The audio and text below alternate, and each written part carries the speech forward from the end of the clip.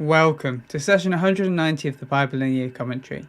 If you started this series on the 1st of January, then today should be the 9th of July. Today we'll be looking at Ezekiel 22 to 24 and Psalm 35. But so far in Ezekiel, we've read through Ezekiel's commissioning, his prophetic acts, and started the accusations against Judah. The book started 5 years after the first group of Israelites had been exiled to Babylon. Jerusalem was still standing and many Israelites still lived there. Ezekiel received a vision of God, sat upon his throne over Babylon. The throne was carried by 4 creatures that had, amongst other features, wheels for feet. The symbolism here was that God is not restricted to just being the God of Israel. He can move because he has authority over all the earth.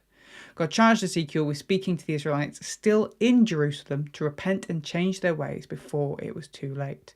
But God also warned Ezekiel that the people would likely not listen to him. After taking a week to process all that he had seen and heard, Ezekiel started acting out prophetic declarations. He made a miniature model of Jerusalem and acted out sieges against it. He laid on his left side for 390 days and on his right side for 40, representing the years God would punish both Israel and then Judah for. He was to eat unclean food to represent the unclean food the people would eat in exile. Ezekiel shaved his head and beard and then divided the hair into 3 groups, which represented the 3 different ways that God would punish his people. After more time passed, God gave Ezekiel a vision of what the people were doing in his temple back in Jerusalem. From the outer gates to right inside the inner temple, the people were worshipping false gods and idols. They had desecrated the space that had been reserved for God. Ezekiel had a vision of the presence of God leaving the temple and entering his throne chariot carried by the 4 living beings. So God declared judgment over the people, their leaders and the prophets. We then got 2 more prophetic acts from Ezekiel. He was to pack as though he was about to go into exile and then dig a hole in the wall. In the same way, the Babylonians will break through Jerusalem's walls and lead its people into exile. Israel was painted as an unfaithful bride. God had rescued her and raised her from infancy, dressing her in finery and committing himself to her. Instead, she took those gifts and gave them to foreign nations so that they would sleep with her. Where she was once a great lion, her cubs are now kept in cages. Where she was once a great vine flourishing by running waters, now she is wilting in the heat of the desert. So let's jump in with today's reading, Ezekiel 22 to 24. God comes to Ezekiel to tell him to judge Jerusalem, for God has seen all her sin and guilt. God then begins to list the sins found in Jerusalem.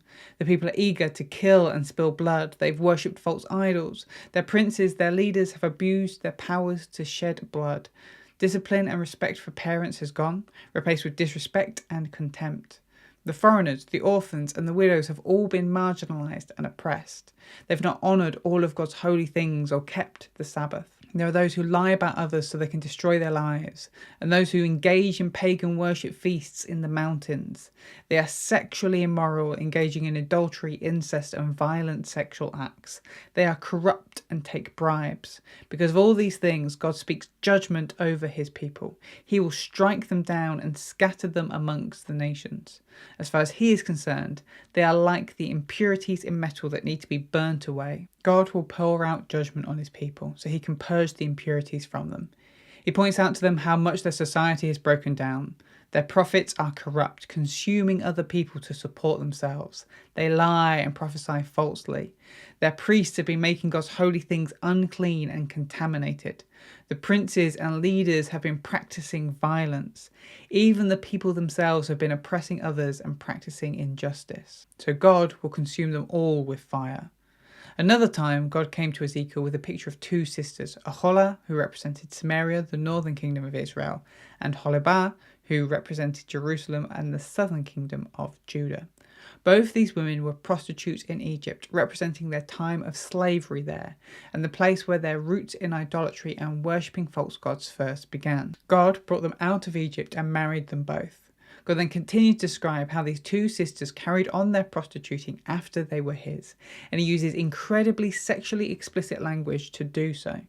There's another example of how sometimes the Bible really isn't pretty. At times it can be intentionally offensive to stir a reaction in us. God describes how Aholah, the northern kingdom, lusted after the men of Assyria, chasing after them to give herself to them. So God gave her up to her lovers in Assyria, who raped and killed her.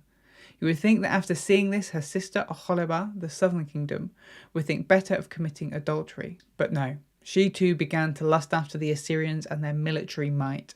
So she chased after the Assyrian men and slept with them. But that wasn't enough for her. She saw images of the Babylonians and lusted after them too. She sent messengers to them and brought them to her. She slept with them, and as soon as she was finished, she was disgusted with them and rejected them. Similarly, by this point, God was disgusted with her and rejected her. Finished with the Babylonians, Aholibah decided to chase after her old lover, Egypt. This is when God intervened. He decides to call all of her lovers together to let them have their way with her. They shall come to destroy her beauty, cutting off parts of her face. God is letting this happen because of idolatry and false worship.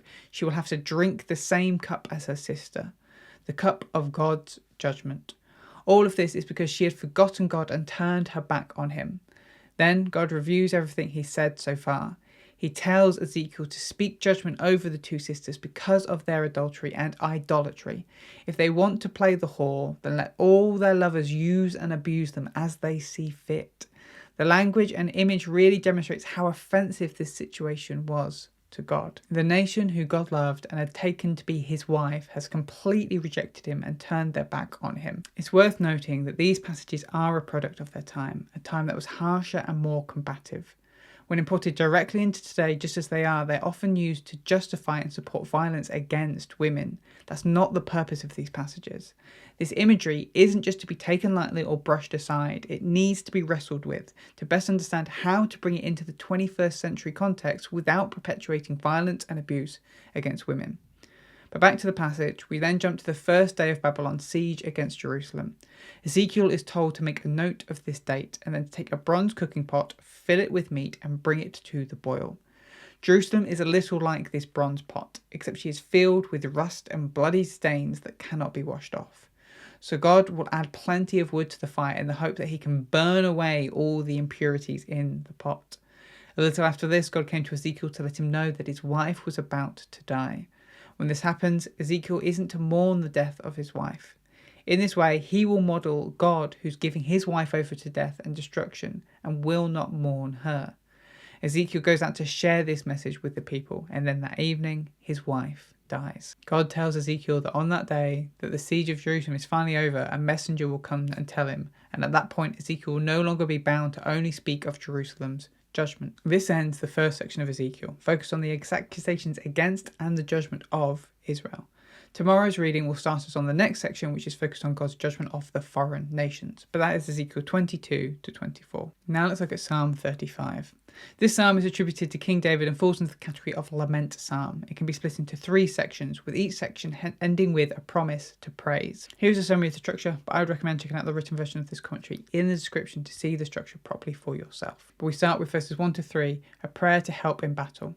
Verses 4 to 8, a request for enemies to fall. Verses 9 to 10, a promise to praise. Verses 11 to 16, the lament. Verses 17, a request for help. And then verse 18, a promise to praise. Then we have verses 19 to 26, a request for enemies to be put to shame. Verse 27, a request for supporters to rejoice. And then finally, verse 28, a promise to praise. The psalm opens with a call to God for help. Military language is used to ask God for his protection. May he be a shield to protect and a spear to keep enemies at bay. The psalmist turns to his enemies and asks for them to be put to shame. They have pursued the psalmist and intended to harm him, so may they meet their own destruction. Having made his request, the psalmist looks forward to God's victory and deliverance. Trusting that God will intervene, they anticipate the sense of joy and the praise that they'll bring to God. But then the psalmist dips back into lament. They bring to God the suffering and persecution that they've experienced. This time, legal language is used. Their enemies are like witnesses that have accused them in court, seeking their defeat. What's made it worse is the psalmist grieved and mourned for their enemies when they were struggling. The psalmist treated them as friends and family, but now they rejoice as the psalmist struggles.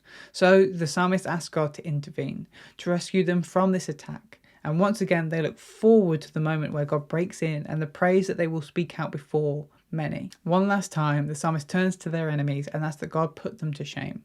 May they no longer be able to rejoice because they have pursued wickedness and deceit.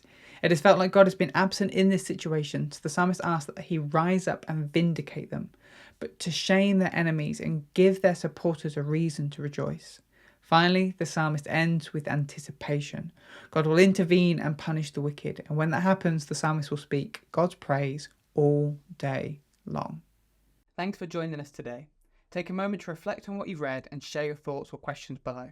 If you're watching in the future, then you can click here for the next session, or you can find the full playlist just down here. To receive these daily commentaries in your email inbox, subscribe via the link in the description below.